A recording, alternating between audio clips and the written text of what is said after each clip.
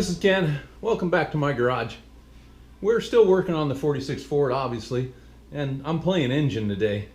But the reason I'm here is I just wanted to show you guys something that's really important if you're doing a Cleveland or small block swap in a Ford and sticking on a transmission that probably didn't belong there. So I have a 72 351 Cleveland, and I'm putting it in a 46 Ford, and I have a 96 AOD transmission because I want to do overdrive, but it's not the electronic because it might be a 94 actually, but I didn't want the electronics in it, so just the AOD and not the AODE. And it's got stock torque converter, everything's stock about it, but I ran into a problem. The flywheel is basically the problem. Now this is a 351 Cleveland flywheel. This is the crank side here. This is the side that faces the torque converter. And if you notice, it steps up once, and then it steps up again, and there's where the torque converters go, bolts go. So the distance from here to here is considerable. I haven't measured it on this one, but here's the back side where it bolts to the crank, and you can see it dishes in and it dishes in again, and that's the torque converter bolts. So putting this on this torque converter,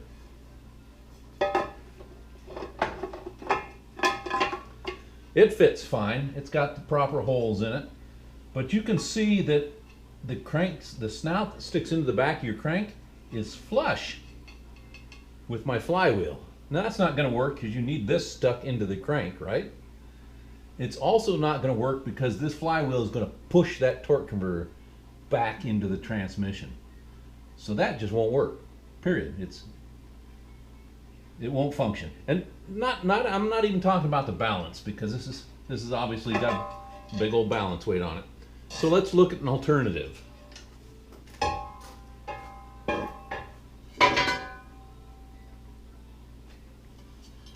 This flywheel is a 351 Windsor or 302 or 289 flywheel, and its balance is the same size, balance weight.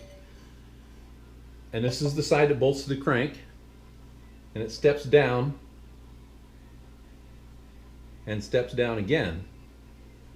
But if you look at it in relationship to where the ring gear is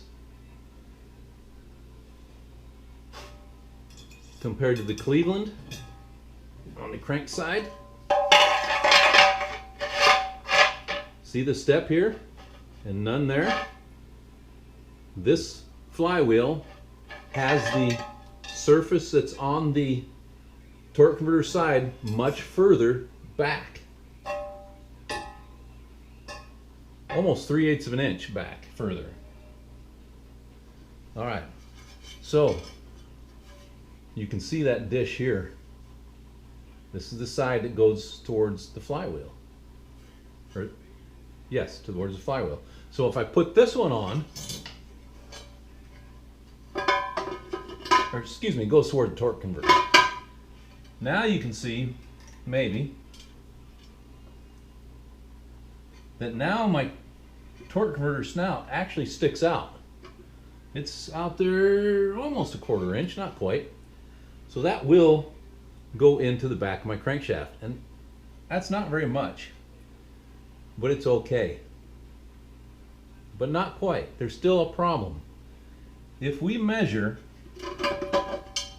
from the surface of the torque converter where it bolts on to our bell housing, we find that that distance from there to there is smaller than our distance from our flywheel surface to our block. So that's not going to work. That means if we try to bolt this block to this bell housing, it's going to push this flywheel into the torque converter. Now, it's granted not nearly as much, this whole distance less than the Cleveland flywheel would have done. So it's much less pushing, but we don't want anything that actually pushes this into that pump and against the back of the pump, because that's just going to cause excess wear, heat, and that sort of thing. So how do you fix it? Well, first you get the distance measurement, and I believe the distance here is 0.687, I believe. And the distance on my block from the mounting surface that's on the flywheel to the back of the block was 0.84 something. I don't remember for sure. How did I measure this? I used a kind of a straight edge. It doesn't have to be perfect. We're not rocket scientists here. And then I used my caliper gauge. I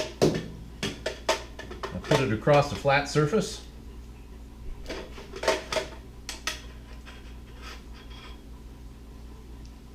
Roll the caliper gauge out.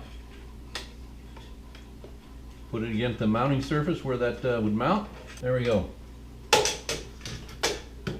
I put it right against there, and then I extended it out till it hit the torque converter.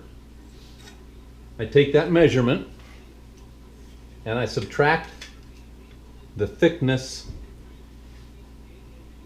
from where I measured, giving me the final measurement for that.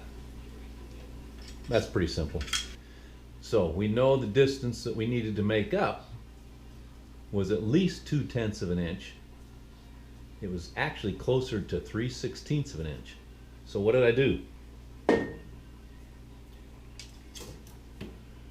This is the block plate, right? It goes on the back of the block before you put the flywheel on. And it's not thick enough to do the job. It's just like 3/32 of an inch thick. But if you weld a couple of them together, and I just did it by matching all the holes and then just touching it with my TIG welder, this now gives me the proper clearance. I have about 0.08 or 80 thousandths distance now where the torque converter will not be pushed up against the flywheel. It'll tighten up when I tighten the bolts, of course, but that gives me just a little bit of play so that this torque converter is not slammed into the back of the pump and doesn't create friction and heat, and it should work perfectly. So this was a down and dirty, cheap way to get it done. It's actually just 3 plates. I didn't want to do it without welding because then they kind of will shift around and move around. And anything that shifts around or moves around when you're driving is not a good idea, where your motor and all that's concerned. So that's what I did, and it's going to work great. I'll probably try to show it to you when it's all bolted up.